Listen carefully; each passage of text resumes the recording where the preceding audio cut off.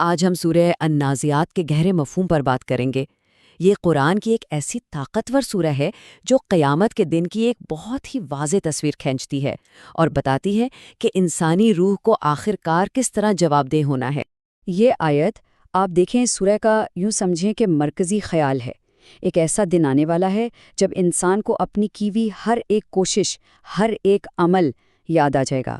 یہ آیت شروع سے ہمیں بتا دیتی ہے کہ موضوع کتنا اہم اور سنجیدہ ہے۔ اب سورہ کا آغاز ہوتا ہے اور کیا زبردست آغاز ہے۔ اس کی شروعات کچھ ایسی طاقتور اور پر اسرار قسموں سے ہوتی ہے جو ہمیں ایک بہت بڑے واقعے کے لیے ذہنی طور پر تیار کرتی ہیں۔ ایسا لگتا ہے جیسے پوری کائنات نے سانس روک لی ہو۔ اللہ تعالیٰ فرماتا ہے وَالنَّازِعَاتِ غَرْقًا وَالنَّاشِطَاتِ نَشْطًا وَالسَّابِحَاتِ سَبْحًا فَالسَّابِقَاتِ سَبْقًا فَالْمُدَبِّرَاتِ أَمْرًا۔ یہ دراصل فرشتوں کی قسمیں ہیں جو اللہ کے حکم سے کام کرتے ہیں۔ کوئی سختی سے روح قبض کرتا ہے تو کوئی نرمی سے۔ وہ اللہ کے حکم پر تیزی سے آگے بڑھتے ہیں اور کائنات کے معاملات کو چلاتے ہیں۔ اس سے ایک عظیم طاقت اور نظم کا احساس ہوتا ہے۔ تو یہ قسمیں کس لیے کھائی جا رہی ہیں؟ یہ ہمیں سیدھا قیامت کے دن کے منظر کی طرف لے جاتی ہیں، جہاں فرمایا گیا یوم ترجف الراجفۃ تتبعها الرادفہ، یعنی ایک زبردست جھٹکا آئے گا جو سب کچھ ہلا کر رکھ دے گا، اور پھر اس کے فوراً بعد ایک اور جھٹکا آئے گا۔ یہ وہ واقعات ہیں جو پوری کائنات کا نظام درہم برہم کر دیں گے۔ اور اس دن انسان کی حالت کیا ہوگی، سوچیں ذرا۔ قلوب یومئذ واجفہ ابصارها خاشعہ، اس دن دل خوف سے کانپ رہے ہوں گے اور نظریں شرم اور خوف سے جھکی ہوئی ہوں گی۔ یہ اس شدید ہیبت اور عاجزی کا منظر ہے جو ہر ایک پر طاری ہو جائے گی۔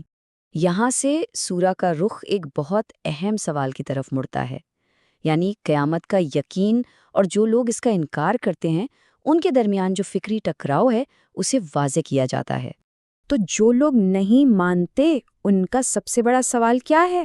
وہ کہتے ہیں یقولون اِنَّا لَمَرْدُودُونَ فِی الْحَافِرَةِ اَإِذَا كُنَّا عِظَامًا نَخِرَةً، یعنی کیا جب ہم مر کر مٹی میں مل جائیں گے ہماری ہڈیاں بھی بوسیدہ ہو جائیں گی تو کیا ہمیں دوبارہ زندہ کیا جائے گا؟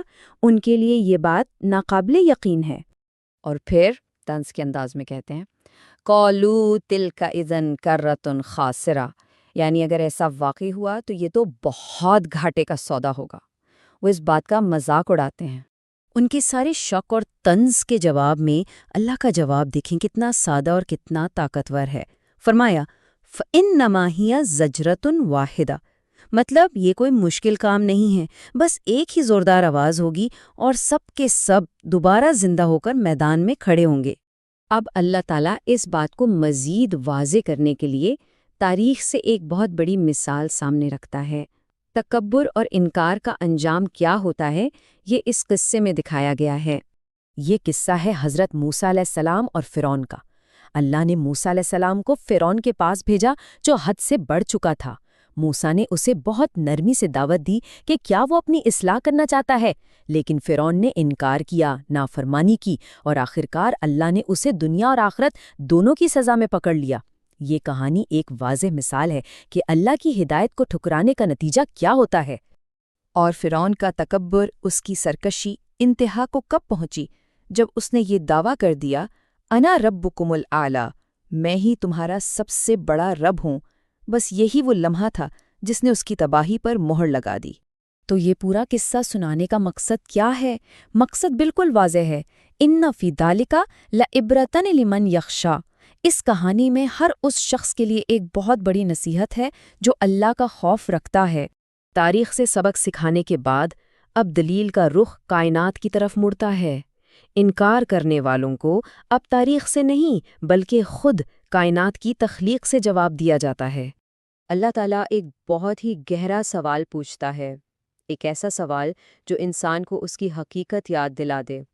اَأَنتُمْ أَشَدُّ خَلْقًا أَمِ السَّمَاءُ، کیا تم لوگوں کو دوبارہ پیدا کرنا زیادہ مشکل کام ہے یا اس عظیم و شان آسمان کو بنانا؟ ذرا اپنے ارد گرد کی دنیا کو دیکھیں۔